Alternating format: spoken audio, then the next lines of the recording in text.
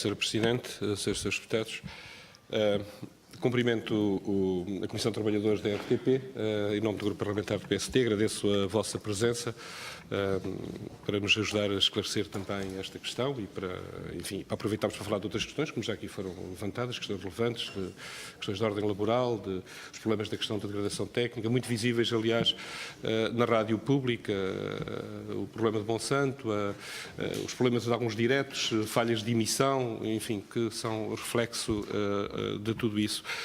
Mas nós estamos aqui, vale a pena especificar, uma audição que, no âmbito haverá mais duas audições ainda sobre este tema, Conselho de Redação e Conselho de Administração, que resultam de um requerimento do Partido Socialista para procurar esclarecimento sobre essa notícia de há um mês e meio sobre a demissão do diretor de informação da RTP. Por coincidência, no dia em que essa notícia saiu, o Sr. Ministro estava aqui em audição, nesta comissão. O Sr. Deputado do Bloco de Esquerda teve a oportunidade de o confrontar com a notícia. O Sr. Ministro respondeu no próprio dia em que saiu a notícia que não se confirmava e que a notícia era falsa. Acho que a expressão é mesmo esta. Portanto, é esta notícia que, por requerimento do Partido Socialista, estamos a procurar aqui clarificar.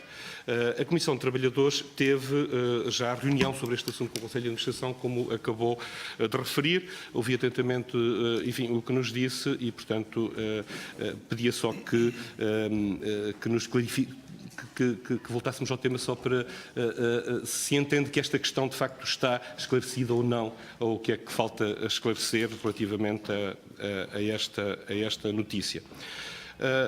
A Comissão de Trabalhadores disse recentemente, e acabou de o dizer também aqui, que o atual Conselho de Administração da RTP não tem legitimidade para efetivar um pedido de demissão. Nós achamos que é isso, que concordamos com isso. Parece-nos isso claro. Aliás, o próprio Presidente do Conselho de Administração da RTP também disse que as notícias surgidas na Comissão Social sobre este assunto que estamos a falar são totalmente intempestivas, lembrando que qualquer convite ou decisão, para que haja qualquer convite ou decisão, primeiro o Conselho de Administração tem de ser investido de funções, o que não aconteceu porque continua em gestão. Para nós isso também é claro. E por isso aproveitava para lhes perguntar uma coisa que nos causou imensa estranheza, que foi exatamente há 15 dias o Sr. Ministro da Cultura, aqui em audição, disse exatamente o contrário.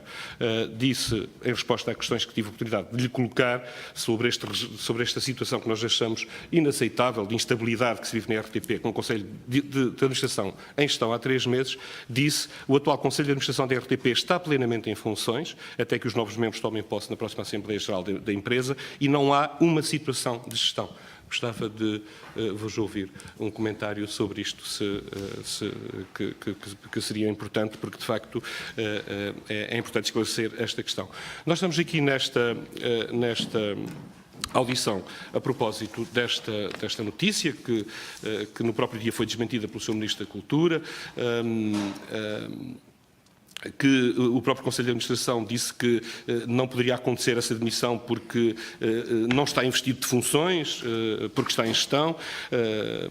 E, portanto, esta situação mantém-se. De há 3 meses, o Conselho de Administração da RTP está em gestão numa situação que nós consideramos inaceitável, geradora de um clima de instabilidade. E, aliás, nós achamos que esta notícia só ainda se mantém, digamos, com alguma atualidade, com alguns aspectos por esclarecer, como acabou de nos dizer, porque se vive esta situação de instabilidade. Porque, senão, esta situação estaria ultrapassada e não estávamos aqui a arrastá-la ao longo do tempo. Isto, já agora, a somar a uma lei de financiamento público da televisão que este Governo alterou, nomeadamente o procedimento de transferência para a RTP da contribuição para o audiovisual, o CAV.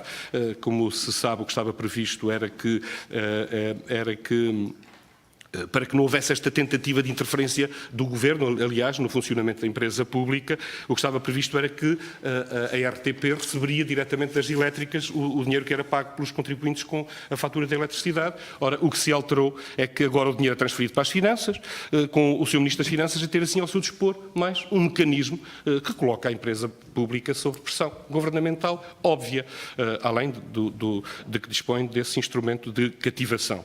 Os problemas são conhecidos, foram já anunciados, a RTP recebia dinheiro até ao dia 21, passou a receber no mês seguinte. Nós entendemos que há aqui questões que retiram transparência a este processo e que lhe retiram independência à RTP, que todos os meses está dependente das decisões do Sr. Ministro das Finanças relativamente às verbas que, por sua decisão, são ou não transferidas. Aliás, assistiu-se a esta situação verdadeiramente inaceitável que nós também denunciámos recentemente, o Ministério das Finanças cativar 3 milhões de euros à ERC, a entidade reguladora para a comunicação social. E, portanto, estando a discutir esta notícia, que só é notícia por causa desta grave situação de instabilidade de uma empresa pública que continua em gestão passados 3 meses, pergunto se consideram estas questões a que eu fiz referência, enfim, normais, ou se, pelo contrário, consideram que elas são preocupantes,